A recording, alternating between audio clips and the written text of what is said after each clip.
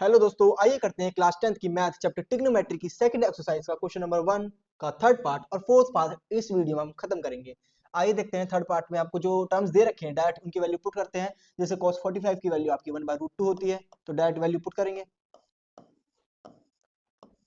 Divide में आपका sec 30 degree, sec 30 degree की अगर आपको याद ना भी हो तो आपको cos याद होना चाहिए। cos 30 डिग्री आपका हो जाएगा √3/2, तो sec को आप इन्वर्स कर देंगे तो √3/2 का इन्वर्स 2/√3 आ जाएगा।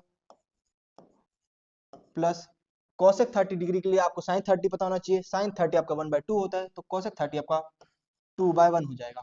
आइए अब सॉल्व करते हैं इसको। क्या करते हैं यहाँ पे डायरेक्ट इन दोनों टर्म्स का एलसीएम ले लेते हैं। तो आपका ऊपर तो 1/√2 है, डिवाइड में आपका 2 प्लस 2√3 डिवाइड में √3 बचा। जब इसको और ज्यादा सिंप्लीफाई करेंगे तो इस टर्म को हम क्या करेंगे, रिवर्स करके ऊपर ले आते हैं। तो यहाँ बचा आपका 1/√2, प्रोडक्ट में √3 आपका ऊपर चला गया, डिवाइड में बचा आपका 2 प्लस 2√3। इसको आप और सिंप्लीफाई करके कैसे रख सकते हैं कि आपका ऊपर √3 है, डिवाइड में आपका 2 जब आप इसमें से कॉमन ले लेंगे और √2 को आप अंदर भेज दे मल्टीप्लाई के साथ, तो आपका बाहर आ गया 2 और अंदर चला गया आपका √2 प्लस √2 इंटू √3। जब √2 और √3 का प्रोडक्ट होगा तो अंडर √6 आएगा आपका। आप इसको भी अपना आंसर कह सकते हैं, पर कुछ बच्चे होते हैं जिनको लगता है कि एनसीईआरटी में जो पीछे आंसर दे रखा है वही सही है। आप इतने पर भी छोड़ के आएंगे तो आपका आंसर एकदम सही आएगा। वरना अगर आप इसको और ज्यादा सही सॉल्व करके एनसीईआरटी जैसे मैच करना चाहते हैं तो एक मेथड होता है रैशनलाइजेशन, शायद आपको पता हो। उसको अगर अप्लाई करेंगे तो आपका एनसीईआरटी जैसा हूबहू आंसर आ जाएगा। आइए इसको करते हैं। तो फिर आपका जो फोर्थ पार्ट है उसमें आप खुद अप्लाई करना ताकि आपकी प्रैक्टिस हो जाए। तो आइए इसको सॉल्व करते हैं। हमको क्या करना होता है, जो आपकी ये टर्म है √3/2 √2 प्लस 2√6 डायरेक्ट प्रोडक्ट में ही अंदर भेज देते हैं। हमको क्या करना होता है कि जो आपका डिनोमिनेटर है वहां से आपको रूट हटाना होता है। रूट हटाने के लिए हम क्या करते हैं, मल्टीप्लाई करते हैं इसी टर्म को न्यूमिनेटर और डिनोमिनेटर ऊपर नीचे दोनों साइड से, ऊपर भी और नीचे भी। बस क्या करते हैं कि मल्टीप्लाई करने में जो बीच का ये साइन है ना आपका, उसको चेंज कर देते हैं। कैसे कि यहाँ पे आ जाएगा आपका 2√2 माइनस का 2√6 डिवाइड में आ जाएगा आपका 2√2 माइनस 2√6। मैंने सेम नंबर से मल्टीप्लाई डिवाइड कर दिया तो इसका मतलब आंसर में कोई चेंज नहीं आएगा।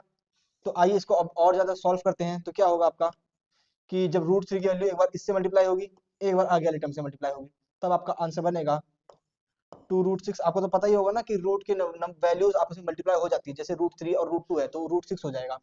माइनस का अब बाहर की जो टर्म्स है, जैसे यहाँ पे 1 था, कुछ नहीं है तो 1 है, तो इसकी 2 से मल्टीप्लाई होगी तो नॉर्मली 2 रहेगा। और रूट की वैल्यू मल्टीप्लाई होगी, 3 की मल्टीप्लाई 6 से होगी तो √18 हो जाएगा। डिवाइड में आप देख सकते हो कि ये आपका ये जो दो टर्म्स हैं, ये दो पेयर्स हैं, ये a प्लस बी और a माइनस बी के फॉर्म में है। ये अगर आपका b है तो ये a प्लस बी और a माइनस बी के फॉर्म में है। तो आपका हो जाएगा a square minus b square, यानी कि 2√2 का स्क्वायर माइनस 2√6 का स्क्वायर। इस फॉर्म में ही था आपका, हमने इसको वैसे ही रख दिया। आगे सॉल्व करते हैं। जो जैसे कि आपका √18 है, 18 का जब आप एलसीएम करेंगे ना तब आपको पता चलेगा। जैसे कि पहले ये 2 से जाएगा 9 पे, देन ये 3 से 3 पे जाएगा और 3 से 3 पे जाएगा। तो हम रूट से 3 का एक पेयर बाहर निकाल सकते हैं, अंदर √2 बचेगा बस। तो यहाँ पे आपका आ गया 2/√6 माइनस वैल्यू क्या थी कि 2 तो था ही, इंटू में 3 भी बाहर आ गया, अंदर बचा आपका √2। ठीक है, अब नीचे डिवाइड में देखते क्या होगा कि जब आपका 2 का स्क्वायर होगा तो वो तो आपका हो जाएगा 4, इंटू में √2 का स्क्वायर होगा वो आपका हो जाएगा 2, माइनस में यहाँ पे जब आपका 2 का स्क्वायर होगा तो हो जाएगा आपका 4, इंटू में √6 का स्क्वायर होगा तो वो आपका 6 हो जाएगा सिंपली। आइए आगे और सिंप्लीफाई करते हैं। तो यहाँ से हम क्या करते हैं कि ये आपका ऊपर हो गया 2√6 माइनस ये हो गया आपका 3 2 6 और √2 डिवाइड में आपका यहाँ पे क्या आएगा 4 2 8 आ जाएगा, माइनस का 4 की जब 6 से मल्टीप्लाई होगी तो आपका 24 आएगा। अब इसको और सॉल्व करते हैं। ऊपर से मैं क्या करता हूँ, कुछ अभी कॉमन नहीं लेते, पहले नीचे सॉल्व करते हैं, ऊपर अपना आप कॉमन आ जाएगा। जब आप इसका सब्ट्रैक्शन करेंगे तो आपका यहाँ पे -16 आएगा। -16 आया जब यहाँ से आपका, तो यहाँ पे आपका 2√6 ऊपर था, माइनस का 6√2 था, डिवाइड में आपका -16 था। माइनस अगर आप यहाँ से हटाएं तो हम क्या करते हैं कि यहाँ पे माइनस की वन से ऊपर और नीचे माइनस की वन से मल्टीप्लाई कर देते हैं। तो ये वाला माइनस तो ये वाले माइनस को पॉजिटिव कर देगा, ये वाला माइनस जो बचा आपका, ये पूरी टर्म को आपका ऊपर वाली जो न्यूमरेटर की टर्म है उसको पॉजिटिव कर देगा। तो आप इसको कैसे रख सकते हैं, जब ये जाएगा मल्टीप्लाई में तो हो जाएगा आपका 6√2, जब क्योंकि ये पॉजिटिव हो गया तो हमने इसको आगे रख दिया, और नेगेटिव हो गया आपका 2√6, डिवाइड में है आपका 16। अब ये क्या करते हैं कि ऊपर से 2 से और नीचे से 2 से मल्टीप्लाई डायरेक्ट काट देते हैं इसे। तो ये 2 1 पे गया और ये 2 3 जा 6 हो गया और 2 8 जा 16 हो गया। तो ये आपका आंसर बन जाएगा यहाँ से 3√2 माइनस का √6 डिवाइड में 8। ये हो जाएगा आपका फर्स्ट पार्ट का आंसर।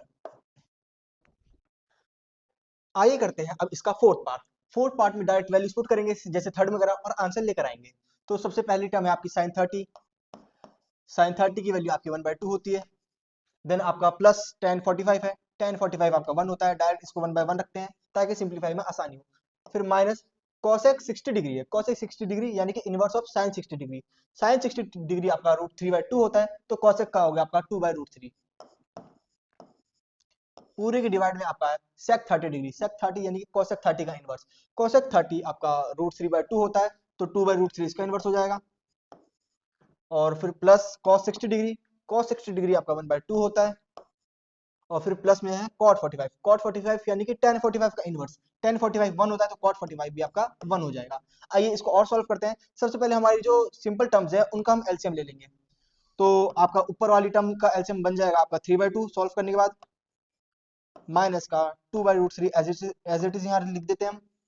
और फिर नीचे यहाँ पे 2/√3 एज इट इज लिख दिया हमने। और फिर प्लस का है 3/2 सिंपल। अब क्या करते हैं, इनका भी एलसीएम ले लेते हैं, इस टर्म का और इन टर्म का एलसीएम लेके सॉल्व करके रखते हैं आगे। तो यहाँ पे आ जाएगा आपका 3√3 माइनस 4 डिवाइड में 2√3, पूरे के डिवाइड में आपका 4 प्लस 3√3 डिवाइड बाय 2√3। अब इस टर्म को आप रिवर्स करके यहाँ ले आएंगे जैसे हम सिंपली करते हैं हर बार। तो आ जाएगा आपका 3√3 माइनस 4/2√3,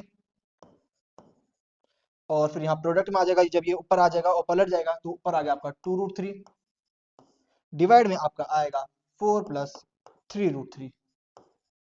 अब इस 2√3 से ये 2√3 पूरा कट जाएगा और आपकी टर्म बन जाएगी यहाँ से 3√3 माइनस 4 डिवाइड में 4 प्लस 3√3। आप इतने पे भी अपना आंसर रख सकते हैं, ये आपका एग्जैक्टली सही आएगा, एग्जामिनर इसके नंबर नहीं काट सकता। पर अगर आप चाहें और आपके पास टाइम है तो आप इसका रैशनलाइज कर सकते हैं। रैशनलाइज हमने सिखाया है ना कि अभी थर्ड पार्ट में, यहाँ पे हमने कैसे रैशनलाइज करा कि जो नीचे टर्म है बस इसका साइन बदलो और बस ऊपर नीचे दोनों से मल्टीप्लाई और डिवाइड कर दो, सिंपली आपका आंसर आ जाएगा। ये भी आपका सही है। तो ये था आपका थर्ड पार्ट और फोर्थ पार्ट। वीडियो अच्छी लगी हो तो लाइक जरूर करके जाना।